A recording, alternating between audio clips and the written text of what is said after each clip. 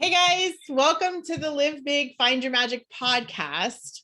I have my special guest today, Karen.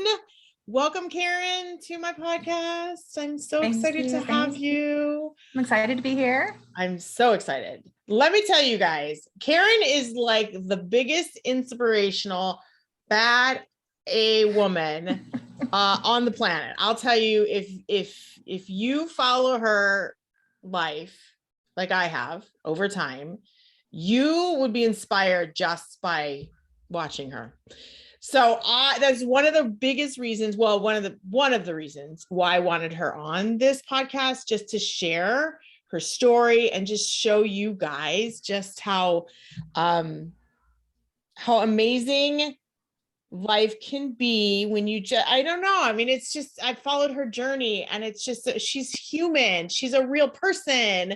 She's just like you and I, but she is a huge inspiration. And that's really why I wanted her on. And I wanted to share a little bit about how we met, because that is, and I say this in every one, this is exactly what my favorite part about this is, that I had met Karen online.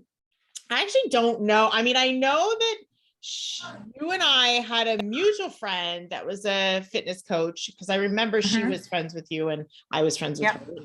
We just happened to be anyways. And for some reason, your posts for years now pop up on my feed all the time, every day. Right. Pop up on my feed. And so of course I'm like watching it like a TV show. Right. So I have always, whatever, I comment on it. I'm like, high five. I think you're just a badass, you know? And one time we happened to be in Vegas at the same time. And so we had connected. So, oh my gosh, I'm in Vegas. Let's meet for coffee. So we did. So random. So random. Just happened to notice that each of us were in Vegas. And we happened to just, connect on Facebook for years at that point. I think it was probably a few years. And we met up for coffee in the Mirage in Vegas. Yeah. And chatted and, it was just the coolest thing. And then ever since, it has got to be years and years and years now, because I don't know, I've been on Facebook a long time and I'm following you. Yeah. And I entered the fitness industry and I remember following you and your fitness journey. And that was kind of, it was ages ago. Different, rock star women out there that were doing the same thing I wanted to do. And and then watching your journey too, because you're always playing hockey. And I always thought, oh my gosh, that is just so amazing that so funny. They're just, rocking the hockey gear like a woman.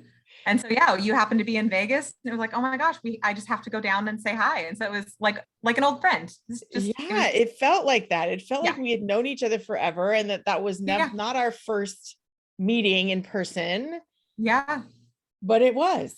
So crazy about social media is you really just get to know people so intimately, but from far away. So it's kind of cool. And it feels like, you've known each other for years, and like you've been sitting in my office in the living room forever, right? Exactly. Yeah. Because we get to know each other. And I think what I love about that too is that you are always so just transparent about your life. Like, this is who I am.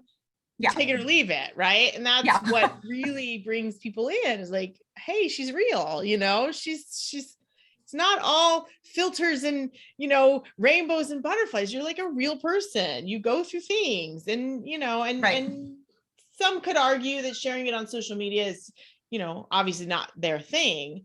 But I'll tell you, for others, it's an inspiration to know that you're not the only one going through things. And then when you come out on top, you're like, yes, I can do it. And that's what I really think.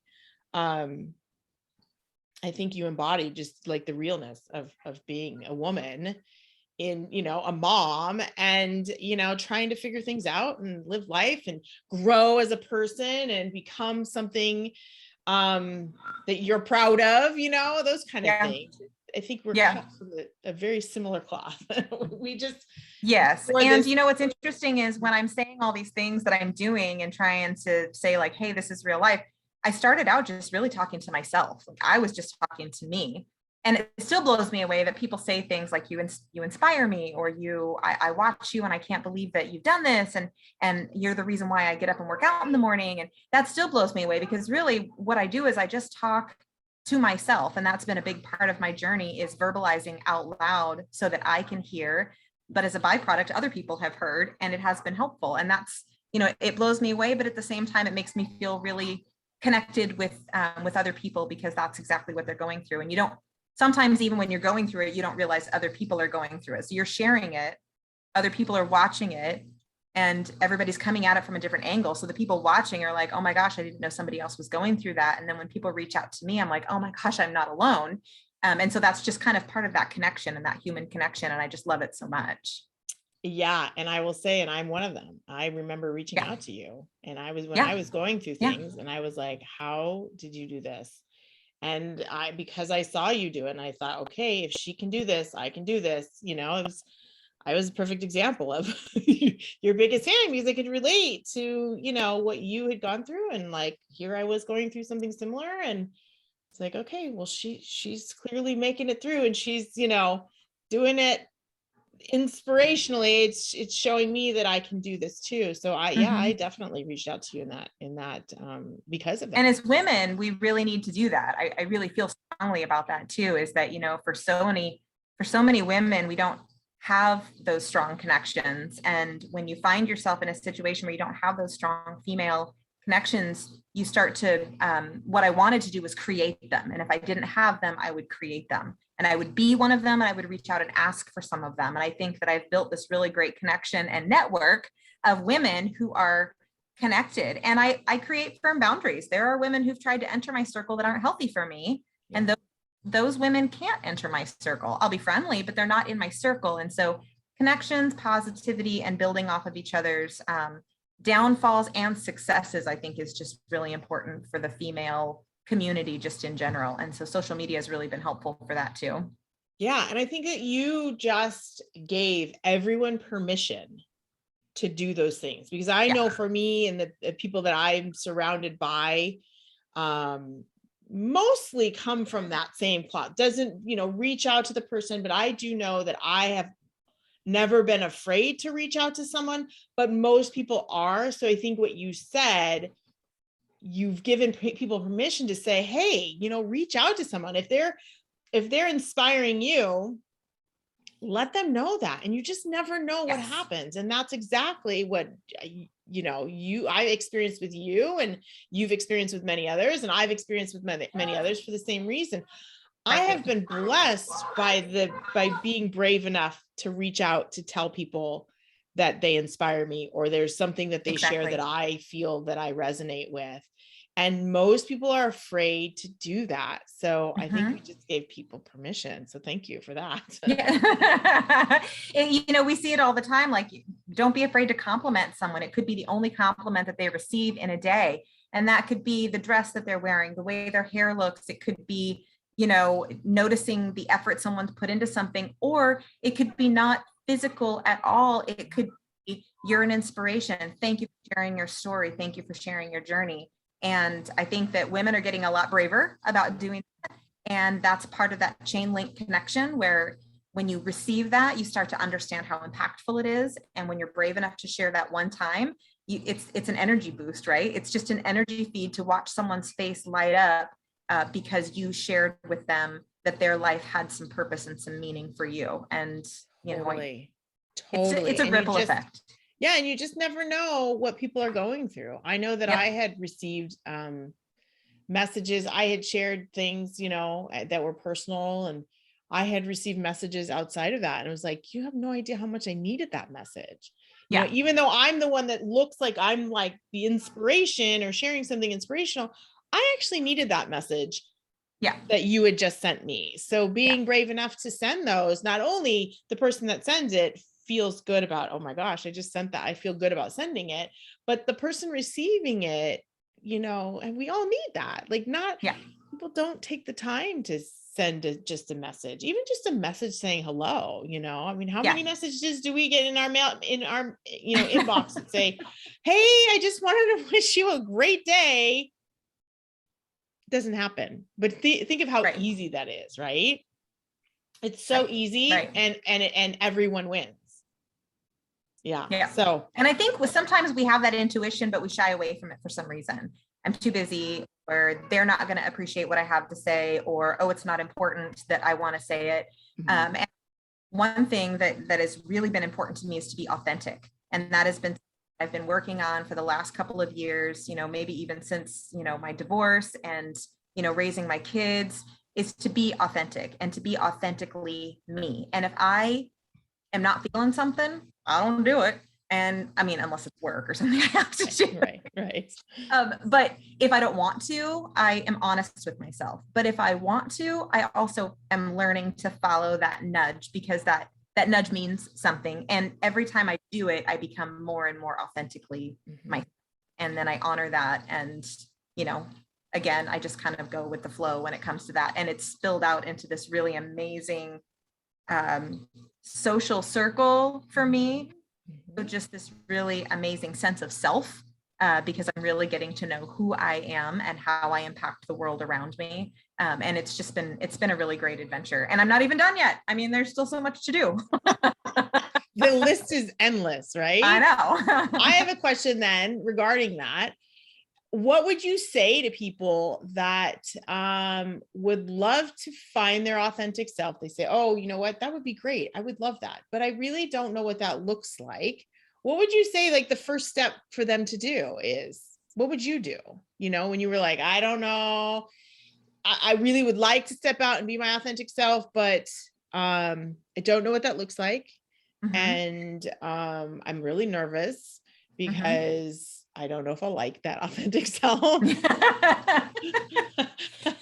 What's the baby step that they could take? Well, I'm a huge fan, and you've seen this in me too, when I write my goal boards, and, if you know me, you know that I write my goal boards. I'm a huge fan of writing things down, and also no pressure. So once upon a time, I was told that the word should needs to just come out of my vocabulary, because the word should indicates that I could be doing something wrong, that I might be doing something wrong, or that I might be better somehow if I did something different. And I don't believe that word is a healthy word, because it puts so much pressure. So I started to take the word should out of my vocabulary. So why is it that I want to become my authentic self? Is it because somebody's telling me to do it? Is it because, I want to be happy. I want to be happy, and I want to be honest. And I'm kind of just tired of being who everybody else wants me to be. So then once you come to that conclusion, you can start to kind of write down the things that are important to you. And there's no rush either. You can say you want to be your authentic self and get there, and it can take you 2 years, or it can take you 2 months. The steps belong to you. There's no right or wrong. And so I'm just a huge fan of writing things down. I think writing down, if I did this, what could happen? And then you write down all the things you're afraid of. And sometimes when you write the things down that you're afraid of and you read them back to yourself, you're like, well, that's not that scary. Because a lot of times things circle in your head, right? They sound a lot scarier in your head.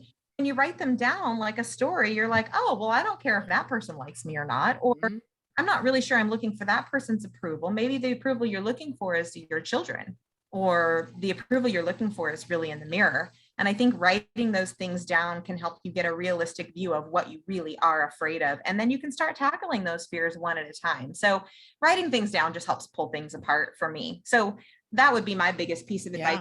Put some reality on those thoughts. Those thoughts are sometimes bigger than they actually are. And if you put them on paper, you can get a realistic view of how big those fears really are. Yeah. And, or how little they really are. Right. Yeah. Yeah. I love that you said that. Insignificant. It's true, because when you write it down, like, hey, that's not so bad. That's it's the same with pros and cons, right? Pros and cons. I have sometimes when I'm trying to make a big decision, I have this like feeling of impending doom. Like, if I do this, something horrible is going to happen. And I have to be like, wait, okay, well then write down what's going to happen. And you write it down. You're like, oh, well, that's not bad. Right. And if then this is how I could handle it. It is what I want big enough that I'm willing to take on that challenge and deal with that obstacle. And so, sometimes just getting a real sense of what your fears are is a huge step for me. And it's why I started writing goal boards. We were just talking before the podcast, like my brain is so full of all of these things I want to do, but then reality kicks in and I think, oh my gosh, can I do these things? Well, yes, I can, but I need to separate them into sections so that I can do them without shorting myself the quality, shorting something that's important to me, which is time with my family. And so by writing them down and really getting a sense for how big these goals are, I can chip away at them one at a time. This is a short-term goal. This is a long-term goal. This is a 5 years from now goal, but I still get to keep it, right? Because I don't want to get rid of it, because I really believe I can do it, but I just put it in its appropriate place. And so I'm a huge fan of writing things down. I think it gives you a really great sense of where your life is at, where you want to go. It's like a roadmap, Right. It makes everything make more sense. Right. So by doing that too, you also know your priorities. Clearly your priorities are your family. Right. So, would you say the first step is really understanding what your priorities are, right? Because we could put all these things down and we could have, we all have 24 hours in the day, but if some of our priorities are things like our family, clearly that's going to take up time. So yes, start with your priorities, right? And typically priorities. Yeah, your priorities have to be, and most everything that I do is with my family in mind, although I will say that I've taken this role this last year, or taken this outlook that it's okay to prioritize myself. So my kids are super important to me, but by taking care of myself, I'm not shorting them. And I think for a long time, I felt like, and I think a lot of moms have a tendency to feel that way, is that if you have to put yourself in a back seat. In some cases, that is absolutely true. There are things I want to do, but my kids have to, have a ride to school, and they have to have meals, and they have to do homework. And so I do have to shift and prioritize certain things to accommodate those things. However, it is all right for me to prioritize myself. It's totally fine for my kids to sit in the car for a 20-minute drive if I do something. They're not going to die if they're sitting in they don't need home comfortable in their, cuddled in their blankets. That's in the perfect world, they would love that, but they have to do things with me. So prioritizing your family doesn't always mean putting yourself on the back burner. And that's a huge outlook change for me this last year that I've taken on. How do you think that you got to that outlook change? You share a little bit about that. It's part of learning to be my authentic self and listening to myself, is feeling that internal frustration that I'm not able. So as I get to know myself, as I get to know Karen, the Karen that is strong, the Karen that is really firm in boundaries. I'm very clear on what I want and what I know to be right.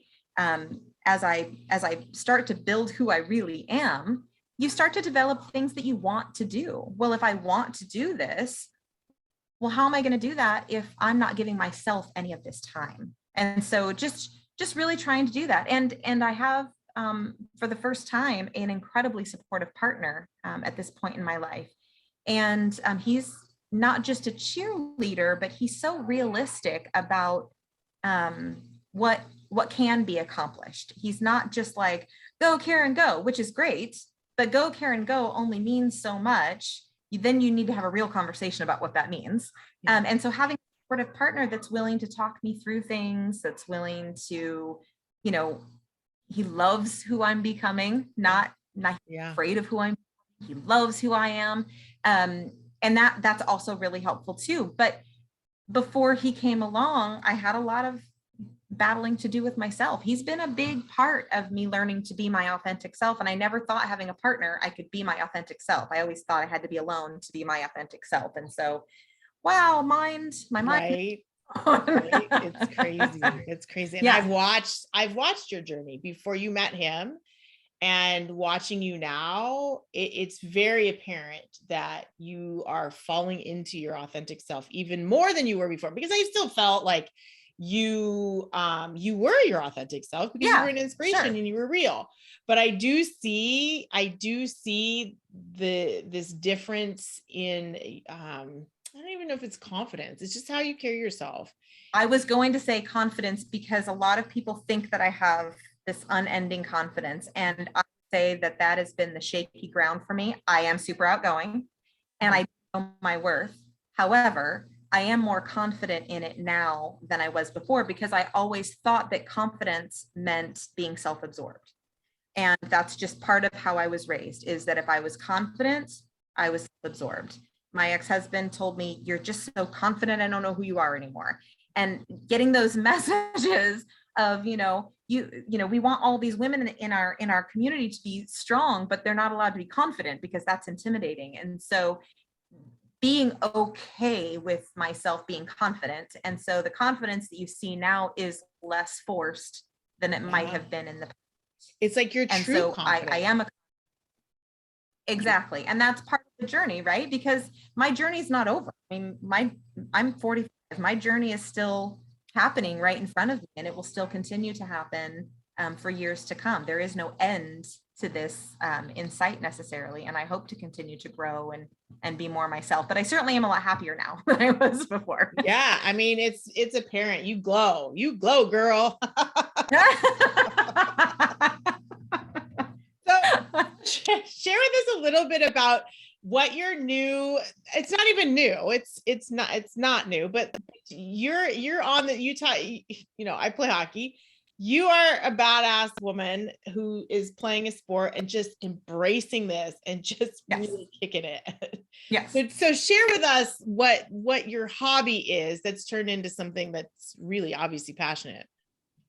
So I'm beginning to enter the world of amateur competitive disc golf. And it's a really great time to be a female in disc golf right now, because disc golf, I didn't know, had been around for a long time. I mean, I work with a guy who said he's been playing it for 20 years with his kids. Who knew?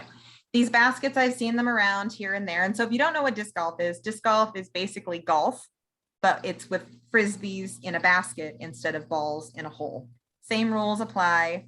However, in disc golf, there's no handicap for women. So you play all the same distances, all the same pars, and it's obviously a male-dominated sport. It's beginning to grow a bit.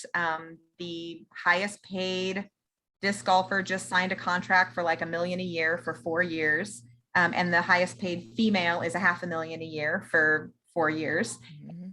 Is kind of unfolding. And so amateur disc golf for females it's just a really fun thing for me. So I started doing this a couple of years ago. I was introduced to it, and I just kind of like hung on to it a little bit. And then I entered a competition or a tournament, and I did horribly. And anyone who knows me knows that I don't compete with other women because I really am not interested in winning against other women. We all win. It's totally fine. But I am extremely competitive with myself. So whatever I did today, I want to do it better tomorrow. And whatever I do tomorrow, better a week from tomorrow. And so I did not like how it turned out. And so I decided to just kind of dump my heart and soul into it. And here I am about a year and 3 months later. And I have improved a great deal, although I'm still very amateur. I have a itty bitty following on Instagram under Bogey Girl. And I have 5 sponsors, and I will be touring this year as an amateur competitor. And I have a signature disc. I'm raising funds to travel. It's kind of a wild ride. And it honestly doesn't have a whole lot to do with my skill. It has a lot to do with my heart and my passion for the sport. I'm online. I'm not a high rated player, but I will tell you, when I am out there, I give 150%. Mm-hmm. And I'm good about it. I include my children in it. I encourage other women in it. There is nothing about this sport that I look at negatively. And I play with guys, I play with girls, I play with kids. And I traveled to Alaska last year to play in a tournament, and it was just super fun. And so the energy around it and just growing it for women and young girls has been really exciting. And I get to be part of this movement right now. And so I'm just going to ride this wave for as long as it lasts. I don't know how long it's going to last, but I love every bit of it. It'll last as long as you want it to last. Is how I look at it. It kind of falls in line with my fitness goals too, because I'm out and I'm hiking. Most disc golf courses are in the woods, and you're, throwing discs through trees. And so I get to travel. I take days off of work and I drive around Oregon and I hit up different courses, and it's just fun. It's been fun for me. My family rolls their eyes, but you can see the little mini disc golf basket and my little awards back there from the ones that I've won. So it's been fun. It's just been fun. I totally get it. This is again why you and I are very, very similar in this women's hockey world, and people think I'm crazy. Yes. These days I'm playing like 4 nights a week at 10 o'clock at night and I work 12-hour shifts. Like, I don't Right. get why you do that. You get why I do that because it feeds you. it's just Feeds so you. enjoyable. Yes. So why wouldn't you do it? Right. And traveling across I mean, I'm leaving in 2 weeks to go to New Hampshire to play pond hockey. Who does that? Oh, wow. I live in Southern California and I'm going to New Hampshire in the middle of winter to go play pond hockey. Yeah. I do it because I love to do it. I love the experience. I love everything about it. Why not? Yeah. Right? Yeah. Yeah.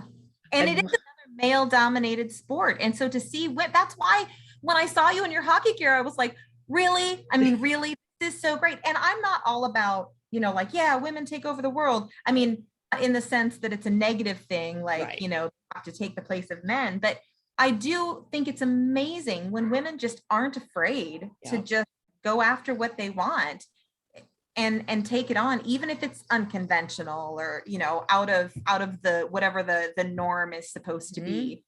So it's really fun to see other women do the same thing. And I encourage other women to, to do the same thing. Just find and roll with it. And I was going to say, this is a bit personal, but you're a mom of boys. Like you're an inspiration to your boys. I'm a mom of girls. So I feel like I'm an inspiration to my girls and like girl power and get out there and do it. Yeah.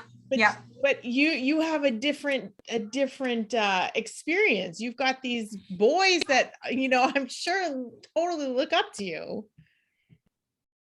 It is really interesting because I have 4 boys. I have 4 boys. So for those who don't know, I have 4 boys. My oldest is 20, and then down the line, 16, 10, and 8. And it has become clear to me that I am supposed to be a boy mom.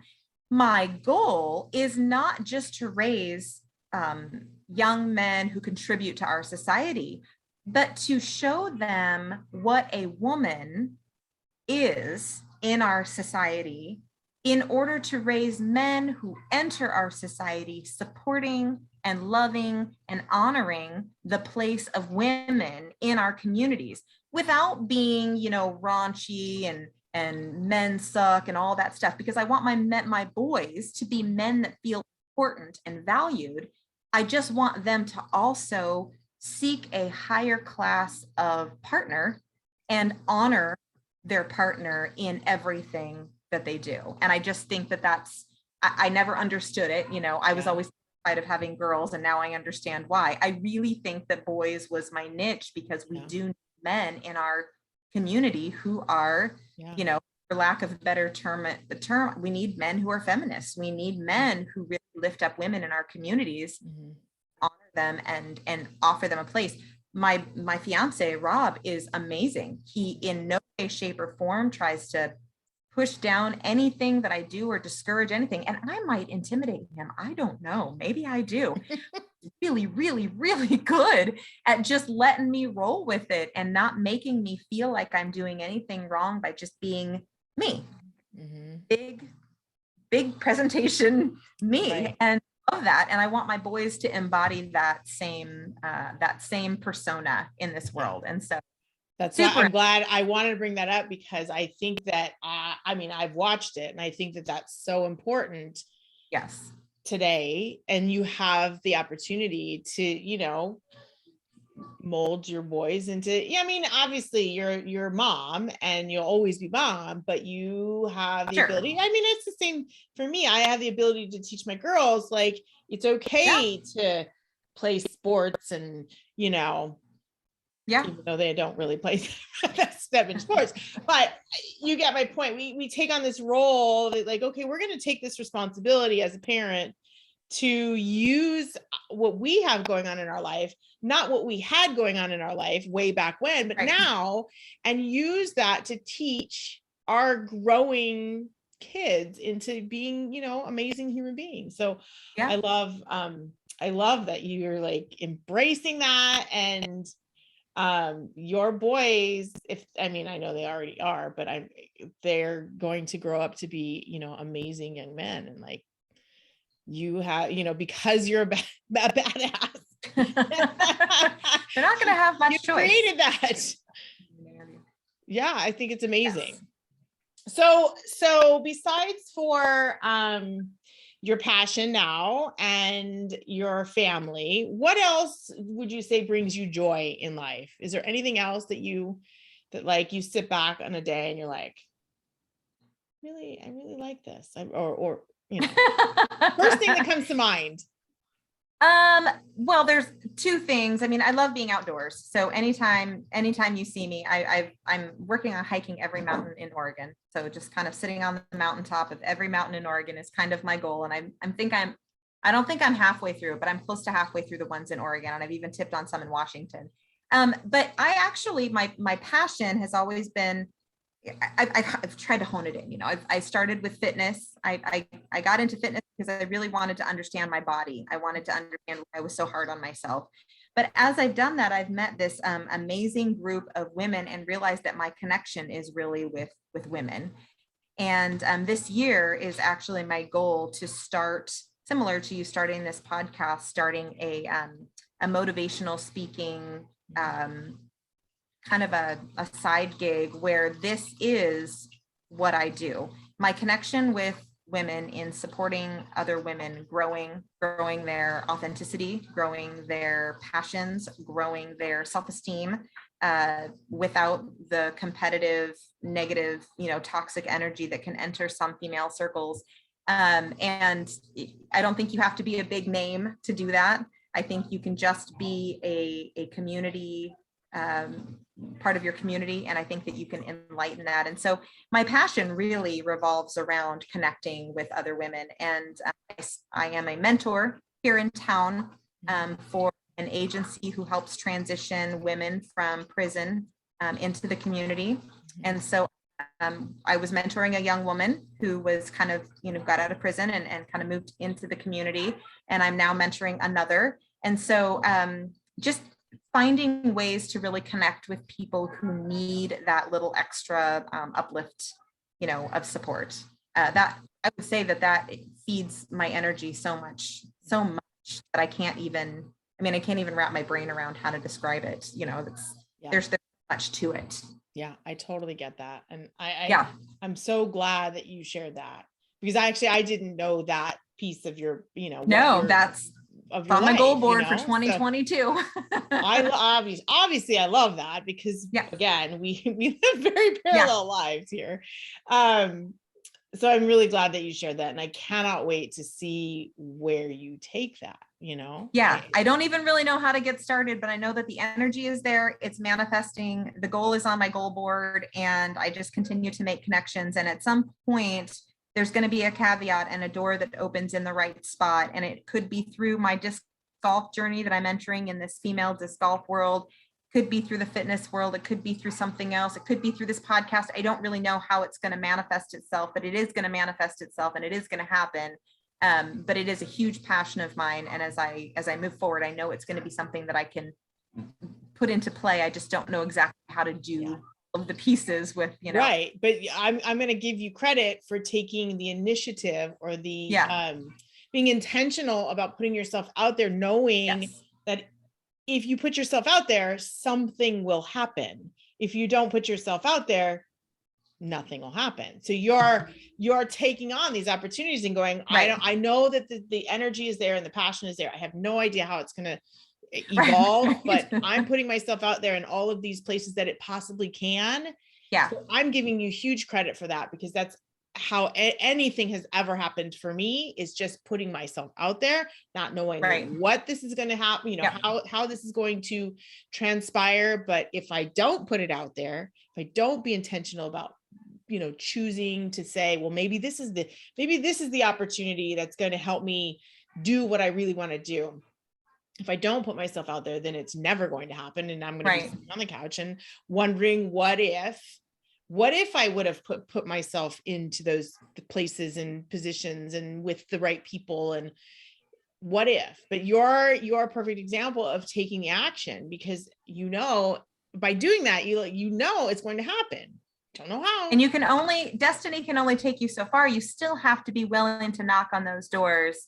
And that's what I teach my kids as well. Like, if you want something, you can't wait for it to trickle in, because that's not necessarily how life works. And the world can be a competitive place. And so if you want placement somewhere, you do have to place yourself out there. And so, I'm making some intentional moves to put myself in that, in that realm. And I don't know what that's going to look like, but there's a reason why my energy inspires people. And I feel like it would be a little bit wasteful if that energy could be used in a positive way. Yeah. And it's not even really about making money, because honestly, I do a lot of things for free. I teach fitness classes in town for free. I mentor, the women at the sponsors for free as a volunteer. There's things that I do for free. It's not about making money. It's feeling like in my path to authenticity, there is a purpose for my life. And I just have to hone all this stuff in and figure out what direction that's going to go. So it's pretty exciting, actually. It's really can totally relate. I see the excitement. You light up talking about it. You light up talking about it, and you can't go wrong. If you're lighting up when you talk about it, you can never fail. That's my own personal view, is that if there is something that you're so passionate about that you cannot shut up about, you literally cannot fail. You know what I mean? You can't fail. Yeah. Just never happens. No, I agree. Failure is it's just those lessons, right? Into the next step. Like, okay, well, I learned from that one, on to the next step, because nothing is going to stop me from doing this, because I'm so excited about it. And it's very apparent.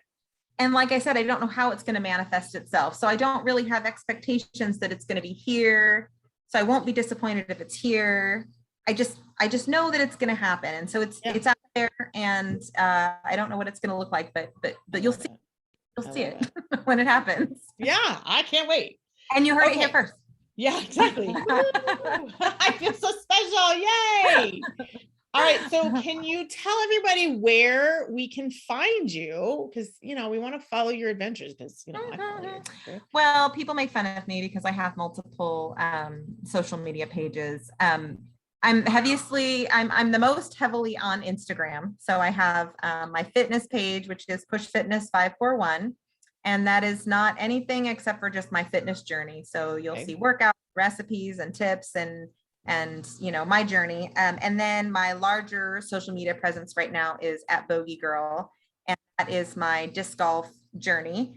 And again, none of these are journeys that cost anybody any money. I don't sell anything or do anything like that. I'm just kind of out there living, and I'm sharing what I'm living, because I think it is really important for women to share with each other the journeys that we go through, and uplift each other through all of that. So, and you do a great job sharing along with my journey, and say hi. Yeah, I'll make sure and put your links in the show notes so people can just click on them and find you very easily, because I want them to find you, and I want them to follow you, and I want them to be encouraged by you and to encourage you. We can be our biggest fans. Oh yeah. I still wake up in the morning and look in the mirror and I go, why is that line right? Like, I have confidence, but at the same time, every once in a while I'm like, You're human. every woman wakes up in the morning and wonders her worth. And sometimes I put sticky notes, because I like things in writing. I put sticky notes in the mirror to remind me of my worth. Rob is adorable. Every once in a while, he'll put a sticky note on there to remind me of my worth. And it's all just, part of my growth. And so, I love to encourage women, and I love to receive encouragement, and I think it's healthy, and I think it's honest, and I think it's really important in our lives. Yeah. And I'm so blessed that you shared that here. I thank you from the bottom of my heart for sharing that. And I'm so glad that you said yes, and you did not hesitate at all. Which makes not me at all. So happy. Not at all. I no, just, awesome. I reach out to people who I feel I just have a story to tell. And you didn't hesitate, which I'm very appreciative of that, because that just tells me that you trust me in sharing your story, and I'm grateful for that myself. So thank you very much. I'm thankful for the opportunity. Yeah. Yeah. And if you guys are watching this on YouTube, make sure to click subscribe on the YouTube channel. If you're listening to this on one of the podcast platforms, please subscribe and review, and I will see you guys in the next episode. Thanks, Karen. Bye.